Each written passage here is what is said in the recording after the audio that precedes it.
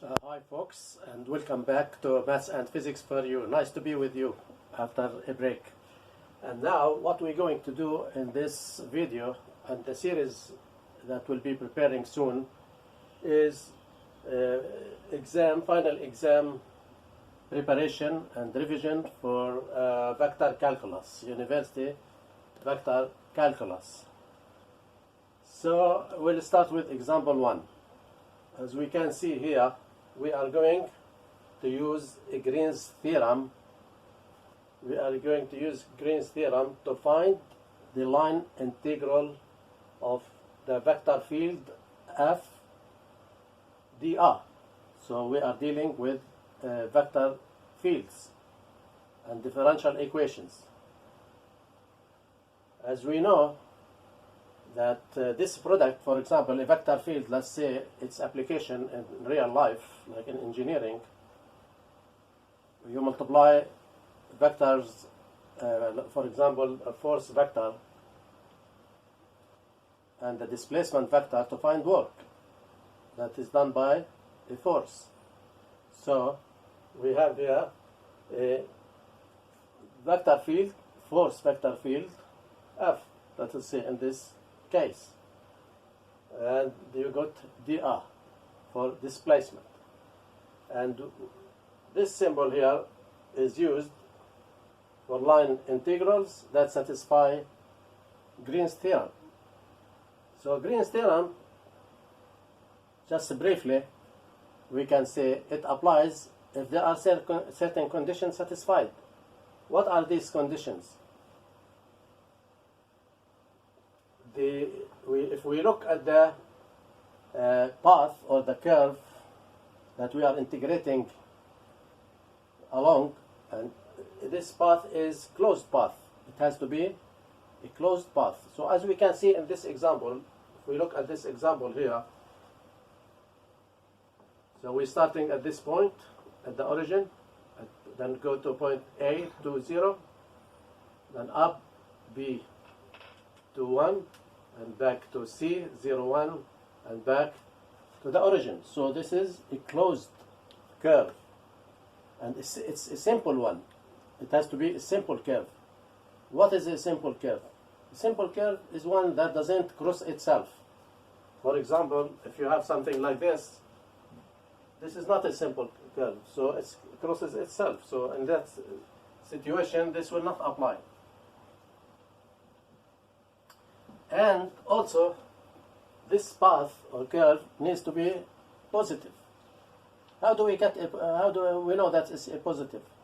By convention, if you go anti-clockwise, counterclockwise, like we see here, if you look at the arrows, it's going counterclockwise. So this is positive. We say it's positive. Or sometimes they say if you walk along the path, then the enclosed region D is always on your left hand side. So if you look like this is your left hand, and always you go this, it's on your left hand, you go up, it's on your left hand, then again on your left hand, and so on. So this is positive. So we can, and it's smooth. It's a smooth curve. What is a smooth curve? You encounter this in calculus, university calculus. It's a smooth one. If a curve like this, you got something like that. If you have a small change in x, this is a small change in x, then there will be a small change in the derivative with respect to x. That is the gradient. So if a small change in x results in only small change in the derivative, then it's considered to be a smooth curve. Alright, so with this in mind, we can see this example, Green's theorem is satisfied. So Green's theorem says that we can change this line integral. We use the circle for a closed region, and C for curve. So sometimes this is very similar to what you did in high school. In high school, you used integrals over simple interval from A to B, but here instead of from A to B, it's along the path or curve C. Here is a closed one. So the Green's theorem gives you that the integral FTR is given by integral P dx plus Q dy. So f is given in terms of P, two functions P and Q. And these functions P and Q are given here. So this is f, so this is P, and this is Q. So the vector function, or the force function, force vector field, F, is given as Pi plus Qj, where P is a function in terms of x and y, and Q is a function in terms of x and y. Alright, so we put them here as well, so that helps us understand. So P is x y square, and Q is 2x square y. So it's written in this term. And then Green's theorem says this can be found using double integration. Instead of having a single integration, line integration, or curve integration, we change it to double integration. It becomes very simple to solve it. So that's why we have double integration over the region D. D is the region D that is enclosed by the curve C. So all it says is the double integration of the partial derivatives. So we are dealing now here with partial derivatives because f is a function of two variables, x and y. So this is partial derivative of q with respect to x minus the partial derivative of p with respect to y. Okay, and normal dx dy. Okay, so it's a question of substitution. So as we said, this is p xy squared from here. So it's partial derivative dp dy. So you are integrating its partial derivative with respect to y. This means you keep x constant and integrate with respect to y, as if x is constant. So you're taking the derivative of p with respect to y. So x is constant. And this is y squared. You multiply 2. So you get 2xy.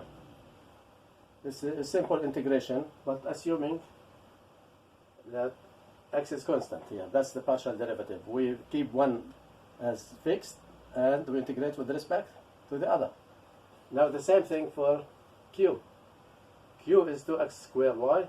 So partial derivative now of q with respect to x. We're keeping y constant, we integrate with respect to x. So you got 2y times derivative of x squared is 2x. So if we substitute here, you get 2 times 2xy, which is 4xy. Now all what we have to do is to sub these into the formula. That is Green's theorem. So this one now becomes equals double integration for xy. So that's for xy because that's dq dx. From there, minus dp over dy or partial derivative. So that's you got this one. This one comes from there, right? And this one again comes from this one. So that's simple substitution. Okay, for xy minus 2xy gives you 2xy. Okay, we are left with dy dx, and this is, as we see from the figure here, y is from 0 to 1, and x is from 0 to 2. So first of all, we integrate with respect to y. So this is the first integration. We integrate with respect to y. By doing that, so we keep the the blue one, that is the integration with respect to x outside. X, this one, integration x equals 0, x equals 2. And we do the integration with respect to y, as you can see. So 2x stays constant, and we're integrating with respect to y. So you add 1, becomes y squared over 2. So that's what you get here. 2x, this is 2x, times y squared over 2. And this has to be from in the interval from y equals 0 to y equals 1. Now 2 and 2 cross out, so you get xy squared.